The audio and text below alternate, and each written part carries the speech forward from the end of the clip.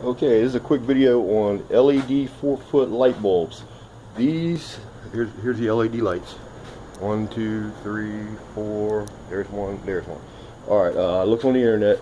I just got to this garage. It's actually I've been cleaning up some, but same problem is always a freaking fluorescent bulb or a fluorescent fixture that sucks, and they're monotonous, man. They're always playing with light bulbs. So I was like, yeah, I don't want to do that this time. I'm going to spend some money and buy some light bulb. I'm going to LED, something different. I went with 6 bulbs. It was Old Glory Lighting, I think, on Amazon. 6 bulbs for like $99.60. 4 bulbs is like $68, between $68 and $70 delivered. Free delivery, 2 days, whatever. But I was trying to see how people were lighting up their garages. You know, what's modern, what's happening, you know? What works, what's cheap. Well, I couldn't find anything. I've seen people using the roll LEDs and putting lighting together. I didn't want to do that. I didn't want to do that much time, you know. I didn't want no solder, or at least very little if I have to. So, just because the internet didn't have crap, I went ahead and just bought strip light bulbs and figured, you know, that's one hard wire connection for each bulb somehow, one way or another, you know. All right, here's what I discovered. Unfortunately, no one has this out yet. Or actually, fortunately. Look, cheap drop cord. The bitch plugs right in. If the cords are worn out any at all, they don't work well. None of these cords right here actually work. All right, if you go with a 6-way and a cheap extension cord, here's a better setup. Computer cords. They're tighter. They slide into a you know, into a recessed fitting every time, and the pins are smaller. The pins are smaller. Let's compare these.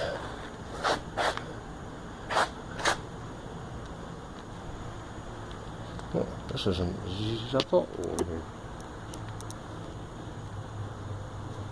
It's going to be like that, huh? Alright, here's a pin comparison. The pins are spaced far enough for the light bulb, pretty much just fine. You got to wiggle them in, but that computer cord is a lot nicer than these big slots right here. And actually, if you use a single computer cord per light and like a 6-way or something, you can mount it like in an X fashion right up in the ceiling. You got, I mean, you see, all right, there's a tape measure. Hey, man, first flat bar is at 6 foot, second one's at 8 foot. So that's a 6-foot cord, the black one. There's a 7 foot of the gray one. I don't know what that one is, 9, I guess. I think this one right here is an 8. Nope, that's another 9 or something. But yeah, I mean, it's pretty straightforward. Here's other configurations I'll figure it out. All right, there's a 6-way with the outlets running, you know, vertically. You know, the slots. You can put 4 bulbs together. You can plug that in. This end, all right, most of these bulbs, they're going to be powered at one end only. It's almost a special order to get them powered at both ends, which is almost dumb anyway, because then you got to have wire at both ends. But I had one set up like that for a minute. All I did was come down here to this end, and what I used, piece of wire, just a piece of hard wire, like household, like 12, 14 gauge. I wrapped it around the bulb. You know, I did like 2 coils, and then a straight piece, and then 2 coils around the next bulb, just a whole space there, and a little bit of tape over the top of it, just a regular electrical tape. It worked fine. This one is worn out, but that's a swivel one. That's a swivel one. But most of them are going to be like 3 prongs, one out sideways. They like new hardware on that crap, and that crap. They don't like stuff that's been used much, especially the little drop cords. You know what cords I'm talking about. They come in white and brown. You got them all over your house probably. But as for the other setups, here it is right here, straight up on the cord. You could run this bulb like that, And with a new cord, you can run one off this side over that way, and you could, well, they wouldn't have quite the spacing of these, because these have actually the new tombstones in them. They're mounted on a piece of that's 1.5 by 1.5 vinyl angled. It's some kind of interior piece for commercial interiors. I don't know, but that was floppy. Didn't work well. If you see the gap right there above it, the light bulb to the channel, to the angle, it got tight. It's tight in the middle because you can probably see it's bowed. Yeah. Not the easiest to see, but it doesn't matter. But anyway, with that channel, I end up putting zip ties on the next one right there.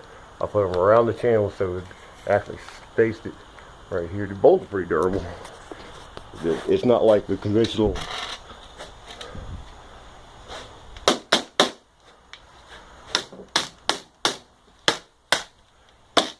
see how that was the old fluorescent light bulbs. That ain't nothing but sweet. Oops, went off for a second. My cord got loose. Oops. But yeah. Here. Now let's see if it'll work again. I might have broke it.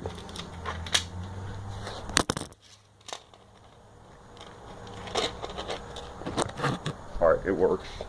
So you see how durable there. I was actually damn, there's a truck. I was underneath the truck 2 nights ago with one of them strapped down one forward. We're good. They're so light actually and durable that you can bang them up and they don't. It's not like a conventional freaking fluorescent bulb. So I came up with everything. Look at that. There.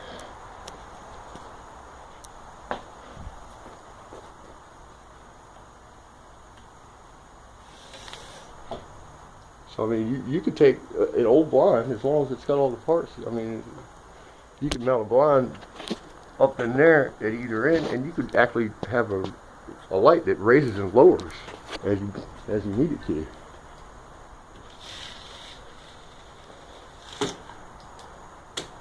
Not too bad.